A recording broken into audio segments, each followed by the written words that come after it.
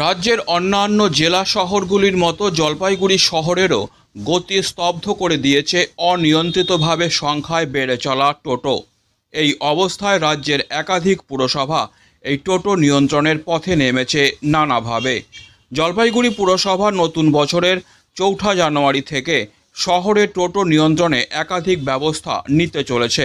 বিগত শনিবারে টোটো নিয়ে পুরসভায় এক বৈঠকের পর জানানো হয়, জলপাইগুড়ি শহরের টোটোর ন্যূনতম ভাড়া 10 টাকায় থাকছে। টোটোতে ভাড়া মিটার ও লাইট লাগাতে হবে।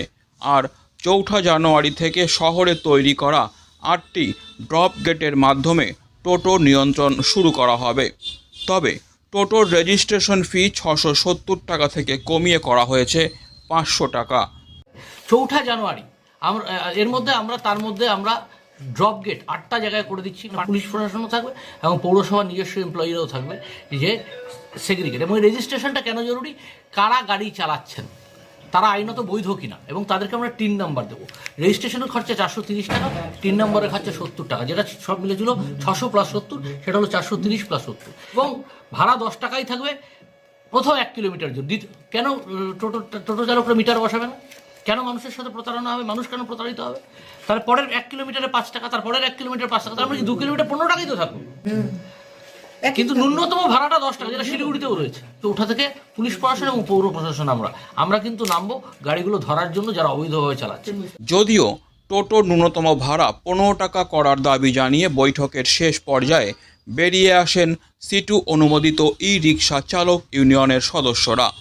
মঙ্গলবার এক সাংবাদিক সম্মেলনে ফের টোটো নিয়ে আন্দোলনে নামার কথা ঘোষণা করে বামপন্থী টোটো ইউনিয়ন। সিটু অনুমোদিত ই রিক্সা চালক ইউনিয়নের সম্পাদক শুভাশিস সরকার বলেন, নতুন বছর শুরু হতেই তারা আন্দোলনের পথে নামবেন। যদিও এর আগে টোটোর ন্যূনতম ভাড়া পুরসভার তরফে প্রথম 2 কিলোমিটার 15 টাকা করলেও সেই ভাড়া প্রথম 1 কিলোমিটার 10 টাকা করা হয়েছে সাধারণ মানুষের স্বার্থে। কিন্তু সিটু অনুমোদিত ই রিক্সা চালক ইউনিয়ন এই ভাড়া মানতে রাজি নয়। তাদের দাবি টোটোর ন্যূনতম ভাড়া 15 টাকা করতে হবে। যদিও হিসেব কষলে দেখা যায় যে ন্যূনতম ভাড়া 10 টাকা হলেও প্রথম 2 কিলোমিটার যেতে 15 টাকাই পড়ছে। পাশাপাশি এর আগে টোটোওয়ালাদের কাছ থেকে পুরসভা যে বিভিন্ন কারণে টাকা নিয়েছে তাও ফেরতের দাবি জানিয়েছে সিটু অনুমোদিত ই রিক্সা চালক ইউনিয়ন। আমাদের যেটা দাবি ছিল যে 1 জুন 2023 থেকে টোটোর যে ন্যূনতম যাত্রী ভাড়া সেটা পৌরসভার নির্দেশ মতোই সেটা 15 টাকা চালু হয়েছিল 2 কিলোমিটার পর্যন্ত। তো হঠাৎ করে পৌরসভা সেটাকে কমিয়ে দেওয়ার একটা প্রক্রিয়া নিয়েছে। এই গত মিটিং যেটা হয় সেখানেও তারা সেটার প্রস্তাব দিয়েছে যে 1 কিলোমিটার অবধি 10 টাকা, তারপরে প্রতি কিলোমিটারে 5 টাকা করে বাড়বে। তো আমাদের যেটা পরিষ্কার কথা সেটা হচ্ছে যে টোটোর যে ন্যূনতম যাত্রী ভাড়া যেটা 2 কিলোমিটার পর্যন্ত 15 টাকা যেটা চালু হয়ে গেছিল সেটাকেই বলবৎ রাখতে হবে। ফলে এই দাবি নিয়ে আমরা সেদিন বয়কট করেছি। এবং আমাদের আরও একটা দাবি ছিল যে টোটো চালকদের কাছ থেকে রেজিস্ট্রেশন ফি বাবদ যে 670 টাকা নেওয়ার একটা পরিকল্পনা তারা করেছিল আমাদের আন্দোলনের ফলে, লড়াইয়ের ফলে, সেটা কমিয়ে এখন 500 টাকা করেছে।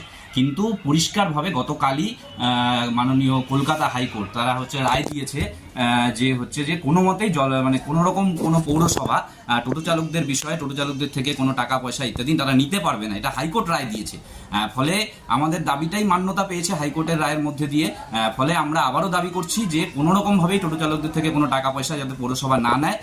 এবং যাদের থেকে ইতিমধ্যেই টাকা পয়সা নেওয়া হয়েছে, এর আগেও কখনো রং করার নামে, কখনো অন্য কোনো বিষয়কে কেন্দ্র করে বিভিন্নভাবে টোটো চালকদের থেকে বহু টাকা পয়সা নেওয়া হয়েছে।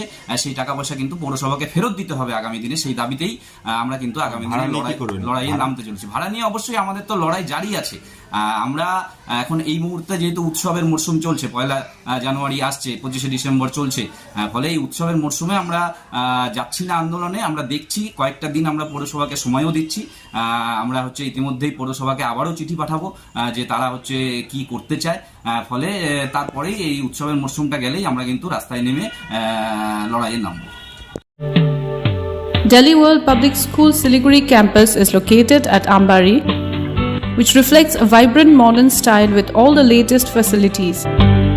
We impart innovative world-class education through modern teaching pedagogy and state-of-the-art facilities. We follow CBSE curriculum, offer holistic development to the children in safe, caring environment. DWPS announces admission open for the upcoming session to nursery to grade 9.